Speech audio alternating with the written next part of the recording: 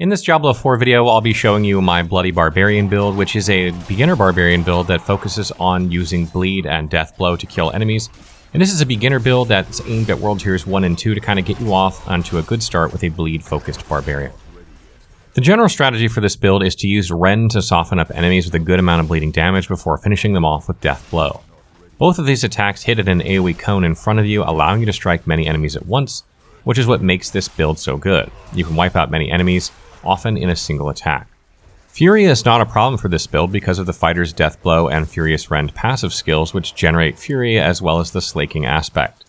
This allows you to focus on mainly using these two damaging skills and not having to worry about using a basic skill like Frenzy to generate Fury all that often, unless you muff up Deathblow.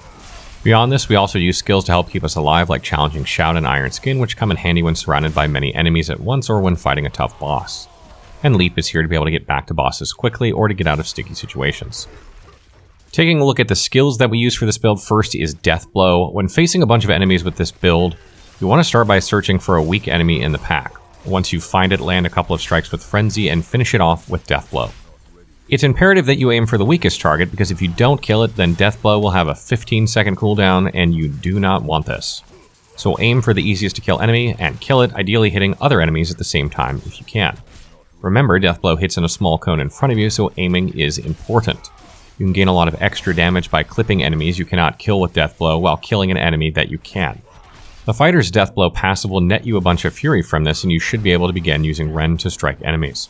Next, we have Rend. You start using Rend as soon as you have enough Fury, as this will set the bleeding and slow status effects, greatly increasing your damage thanks to your equipment. Aim for the most enemies possible since it hits in an area in front of you, so you can hit many enemies with it at once. Once done, see if there are any enemies that low health. If there are, use Deathblow to finish them off and restart the sequence. Remember that positioning is key, as you'll want to not only kill an enemy, but hit as many enemies as possible with each Deathblow you use, otherwise it'll go on cooldown. The Furious Rend passive should net you some Fury as well, so even if there aren't any low health enemies, you can just use Rend again and see if it gets an enemy close enough to use Deathblow. Keep repeating this process until all enemies are dead. If you mess up with Deathblow, use Frenzy to gain back Fury for Rend until it's off cooldown. Remember to pick up the Hamstring passive skill to make bleeding enemies slow. This helps them from getting to you and also allows you to make use of damage to slowed enemies and damage to crowd control enemies' gear bonuses and really boost the damage of this build. Next, we have Challenging Shout and Iron Skin. When there are a lot of enemies on you, use Challenging Shout to gain a lot of damage reduction, helping to shrug off damage. But unlike Whirlwind builds, you don't need to stand in the middle of enemies after striking with Rend, since the bleeding will need to work over time, so you can dip in and out of combat like a hidden style run of play. This build also allows you to use Iron Skin when your health gets low, but only use it when this is the case because the barrier you gain from it is 50% of your missing HP. So the more HP that is missing, the more barrier you gain. If you get the aspect of the Iron Warrior, Iron Skin will also grant you Unstoppable, which removes and prevents crowd controlling effects, allowing you to get out of difficult situations. Another great thing about Iron Skin is that there are several legendary aspects that work well with barriers, so you'll get more options while leveling up. Next we come to Frenzy. The key to boss fights with this build is using Frenzy and its passive skill Combat Frenzy for the 8% damage reduction per stack, which translates to 24% at 3 stacks. This is a good amount of damage reduction, and when you combine this with Iron Skin and Challenging Shout, you are really hard to kill in boss fights, even if your DPS is not insane.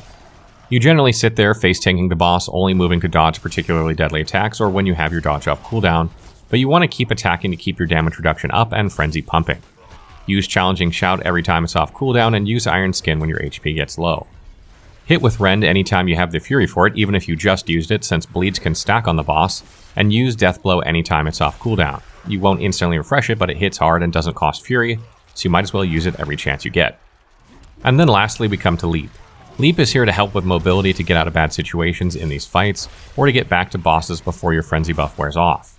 Sometimes bosses teleport or knock you back, and this can get you back into melee range quickly.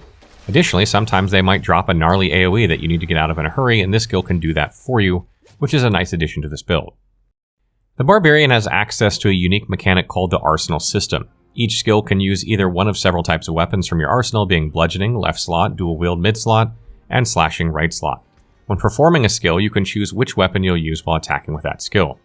To set a specific arsenal weapon type for a skill, open the skill menu and hover over the skill on your toolbar.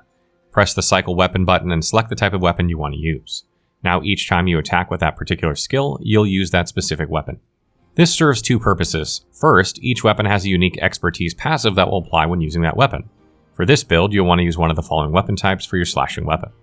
Two-handed axe, which deals a percentage of increased damage to vulnerable enemies, which combos nicely with the pressure points passive.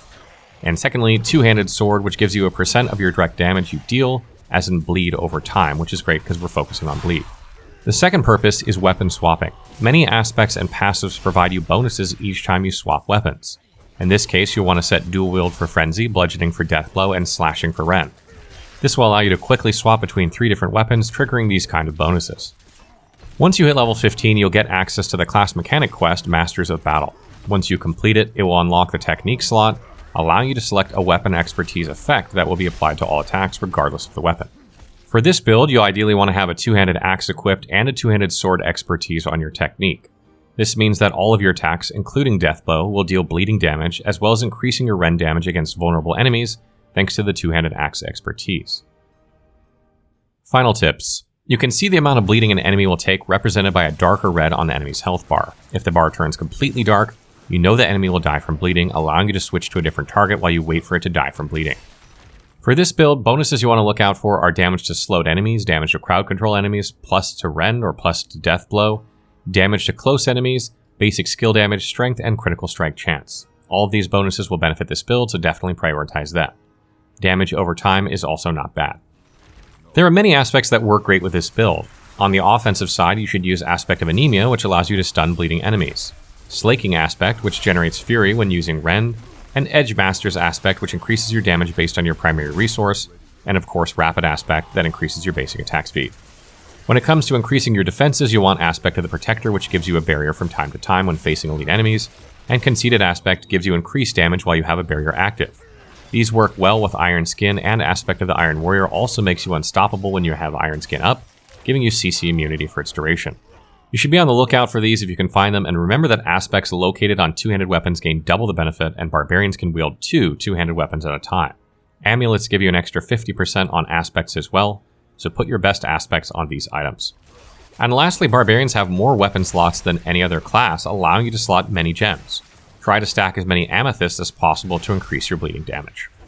So that wraps up our Bloody Barbarian build. I hope you guys found this helpful and to get you off to like a beginner bleed-based barbarian build and on the way to 50. If you have questions, let me know in the comments below, and make sure you bookmark the wiki and the interactive map for anything else you might need.